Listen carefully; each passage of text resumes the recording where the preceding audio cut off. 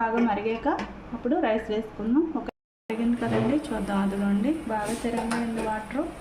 చూడ ఇప్పుడు రైస్ వేసుకుందామండి.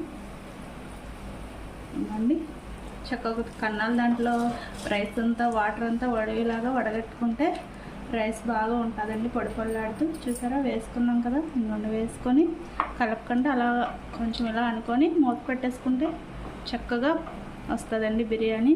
అయిపోయాక మళ్ళీ చూపిస్తాను. చూసారా బిర్యానీ చక్కగా రెడీ అవుతుందండి. అదిగోండి చక్కగా దగ్గరికి అయింది కదా. ఇప్పుడు సిమ్లో పెట్టేసుకుంటే బాగుంటుందండి. హైలో ఉంది ఇప్పటి వరకు, ఇప్పుడు సిమ్లో మగ్గిందనుకో పొడి పొడిలాడుతూ వస్తుందండి.